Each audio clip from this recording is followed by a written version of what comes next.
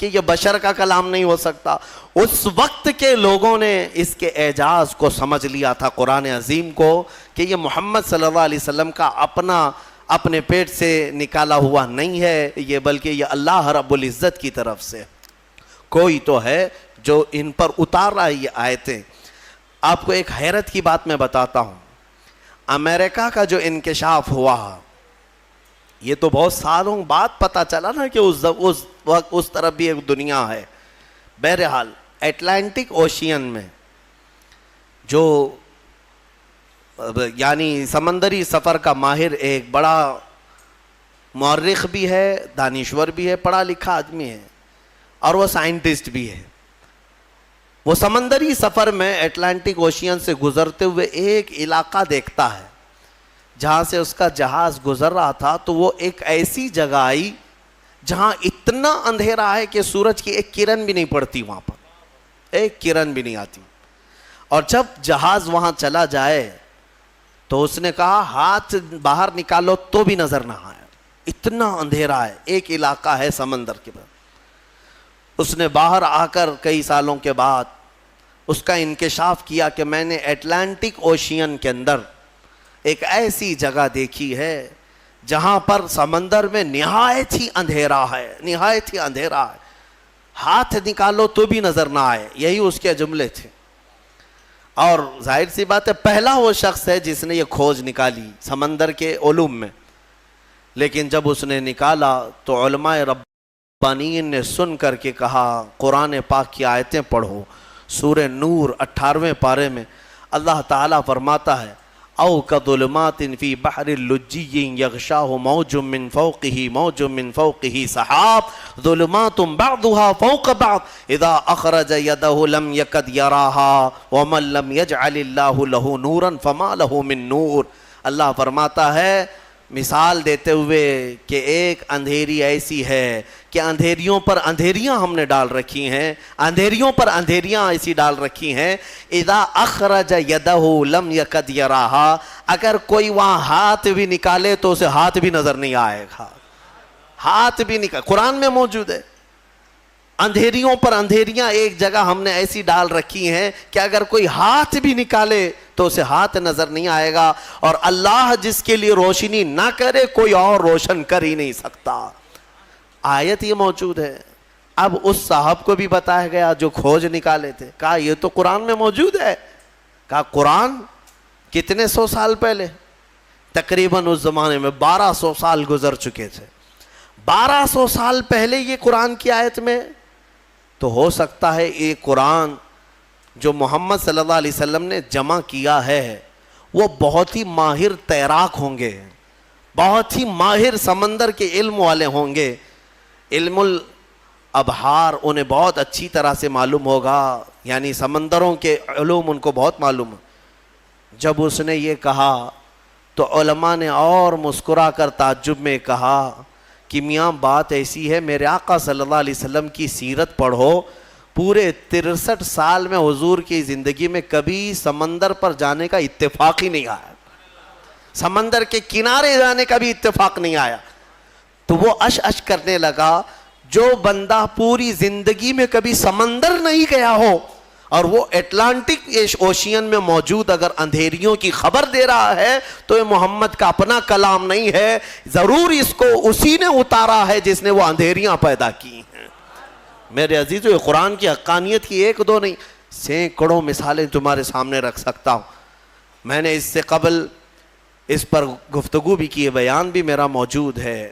Medical والے, science والے بھی جانتے ہیں بچہ پیدا ہونے کے جو پروسیس ہیں, ایمبریولوجی جس کو کہتے ہیں, وہ آج تحقیق کے ساتھ پتہ چل رہے ہیں کہ 9 مہینے بچہ کن کن پوزیشن سے گزرتا ہے.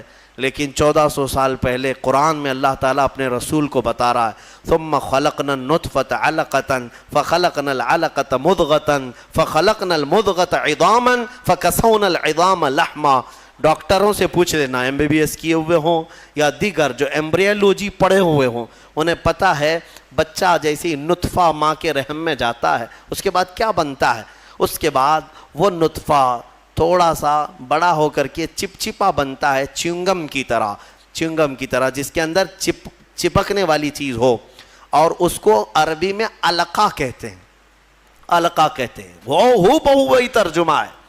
और उसके बाद ये मेडिकल लाइन के एतबार से ही मैं बता रहा हूँ, ये चिपचिपा बनता है और उसके बाद ये खून का लोथड़ा बनता है, खून का बस्ता, खून बंधा हुआ खून जैसा होता है, और उसके बाद फिर गोश्त का टुकड़ा बनता है, फिर गोश्त के टुकड़े के बाद फिर ये जो है हड्डियां इसके अंदर आने लगती हैं, और फिर शक्ल बनने लगती है, और फिर उसके बाद इस पर चमड़ी आती है, फिर बाल आते हैं। अब कुरान पढ़ो तो समझ में आएगा।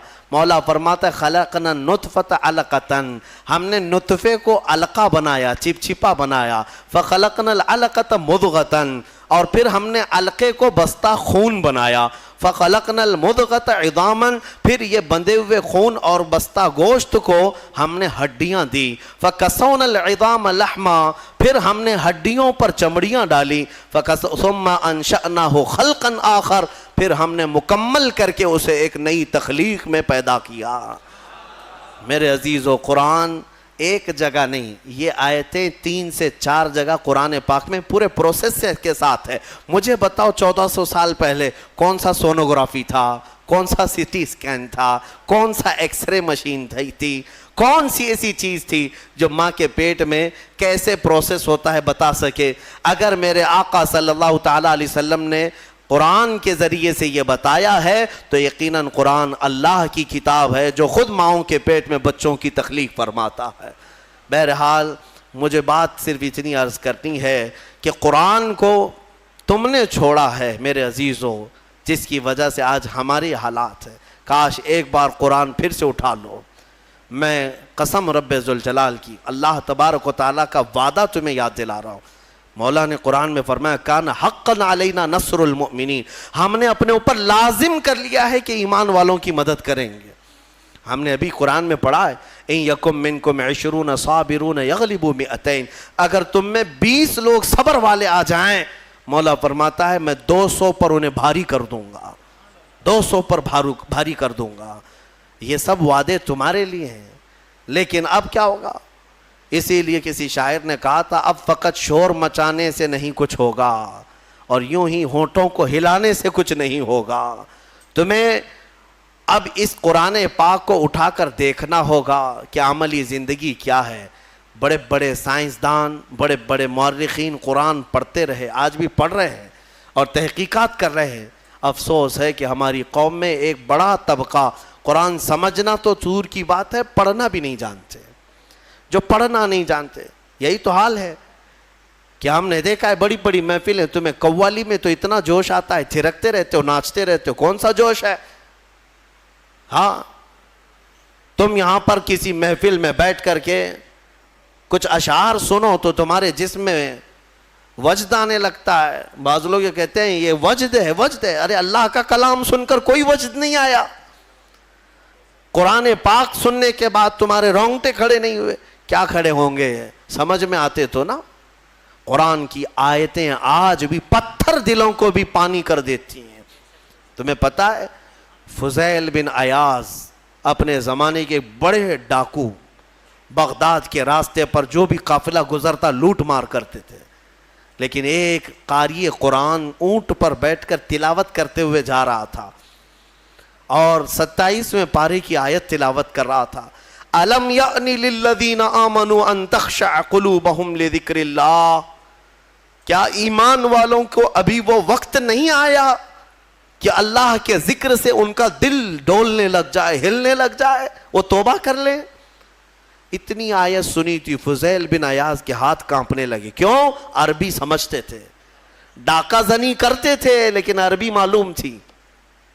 लेकिन एक कारी कुरान से जब ये आयत सुनी, दिल पर ऐसे गुजरने लगी, हथियार फेंक दिया, सारी चीजें फेंक दी और चीखने लगे आन लना रब्बना, आन लना रब्बना, ऐ हमारे रब, वो वक्त आ गया, वो वक्त आ गया, मुझे तो अपनी बारगाह में ले ले।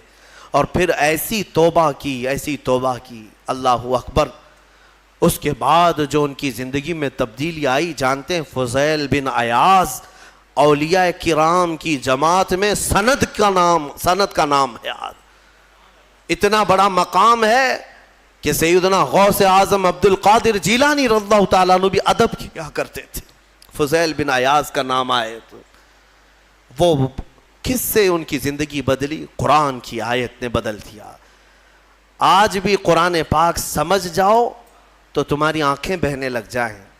یہاں تو تراویح کی 4 رکعت جسے بھاری لگتی ہو وہ قرآن کیا سمجھے گا؟ ہاں لوگوں کو ایسا ہی لگتا ہے کہ بالکل شتابدی ایکسپریس والی جہاں تراویح ہوتی ہے وہاں پڑھنا چاہیے, 15 منٹ میں پورا ہو جائے, کچھ بھی پڑھتا رہے ہو, عربی پڑھے کہ چائنیز پڑھے کہ جرمنی پڑھے, ہاں بس یہ ہے کہ تڑ جلدی سے نکالتے. مسلمانوں کیا یہ بوجھ ہے تراویح جس کو تم اپنے کندھوں سے ہٹا کر بھاگنا چاہتے ہو؟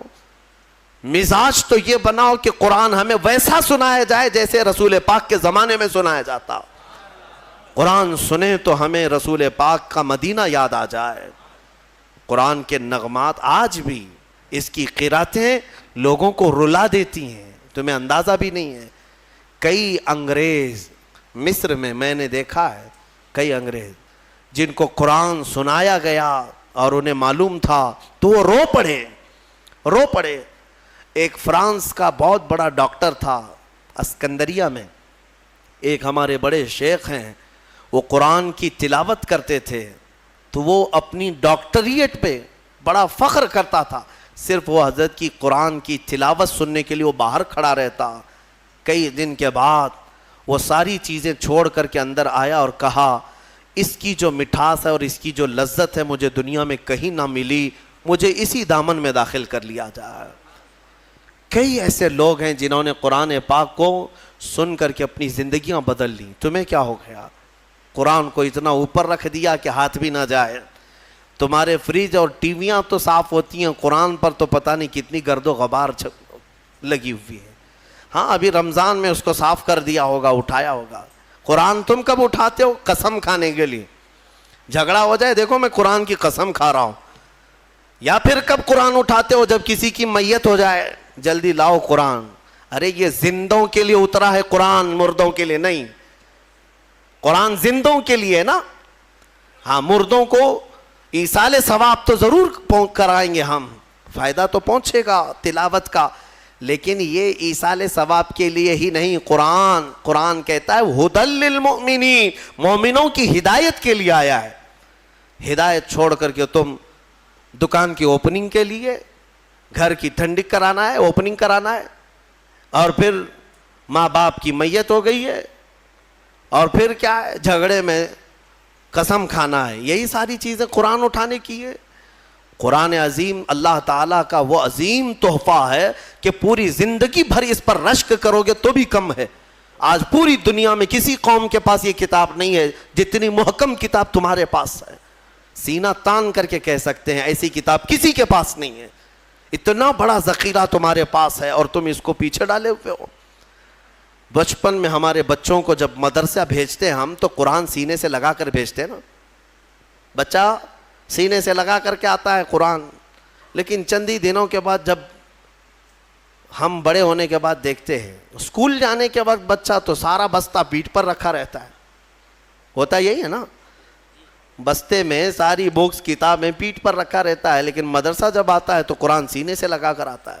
شاید بڑوں نے, ہمارے بزرگوں نے یہ رواج رکھا ہوگا کہ بیٹا قرآن ہمیشہ سامنے ہونا چاہیے, قرآن ہمیشہ مقدم رہے, بعد میں سب. لیکن بڑے ہونے کے بعد یہ سامنے والی چیز پیچھے ڈال دیتا ہے, پیچھے والی چیز کو ہی اہمیت دینے لگتا ہے. ایک بات یاد رکھو, میں نہ کالج کا مخالف ہوں, نہ اسکول کا مخالف ہوں, نہ یونیورسٹی کا مخالف ہوں. ہاں کوئی بھی کالج کا, یونیورسٹی کا, کہیں کا اسٹوڈنٹ ہو میرے ساتھ بیٹھے, میں اس کے ساتھ انشاءاللہ ڈسکس ضرور کروں گا ہر ٹاپک پر. لیکن یہ برکت ہے صرف قرآن کی. الحمدللہ ہم نے قرآن پڑھا ہے تو قرآن کی برکت سے اللہ نے ہمیں سائنس کی بھی سمجھ عطا کی ہے, ہمیں میتھس بھی آتا ہے, ہمیں جیومیٹری بھی آتی ہے, ہمیں فزکس بھی آتا ہے تھوڑا بہت. میں یہ فخر کے لیے نہیں کہہ رہا, نہ ہی یہ غرور کے لیے کہہ رہا ہوں, بلکہ جو کچھ بھی اللہ نے ہمیں شدھ بدھ دی ہے وہ قرآن کی برکت سے عطا کیا. اور اعلیٰ حضرت فاضل بریلوی رضی اللہ تعالیٰ عنہ خود فرماتے ہیں ایسی ایسی کتابیں انہوں نے لکھ رکھی ہیں کہ آج کی بڑی بڑی یونیورسٹیوں کے پروفیسر حل نہیں کر پا رہے ہیں. ان کے میتھس کے بڑے بڑے ٹف فنڈے نہیں حل کر پا رہے ہیں.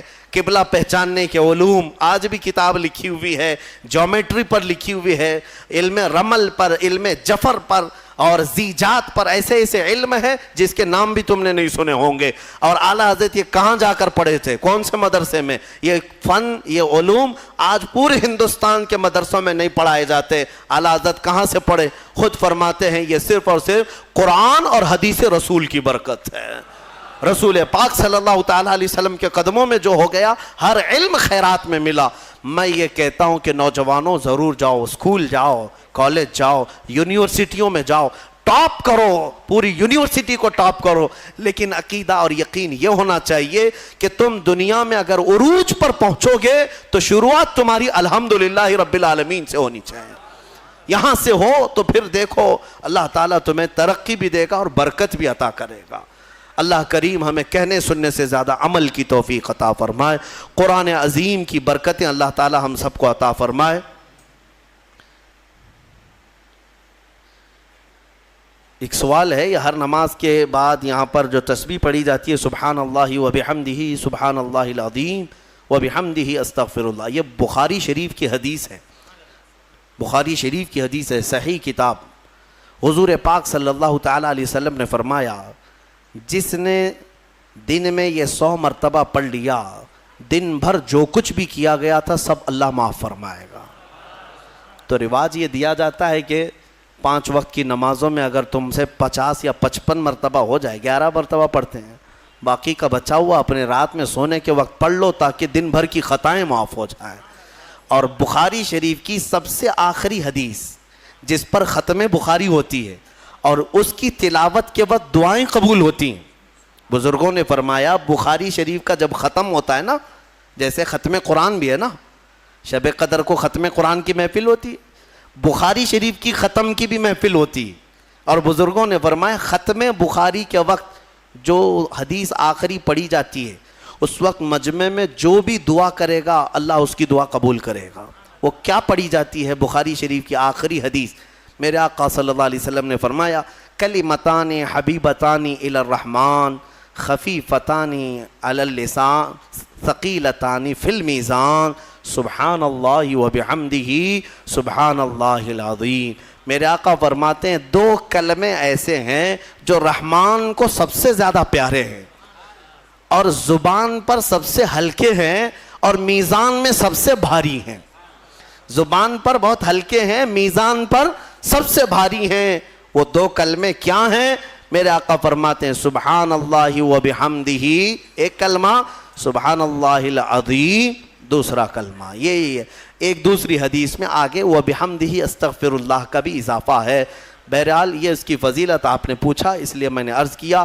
آج بھی بحمدہ تعالی خانہ کعبہ کے پاس کثرت سے پڑھی جانے والی تسبیح بھی یہی ہے.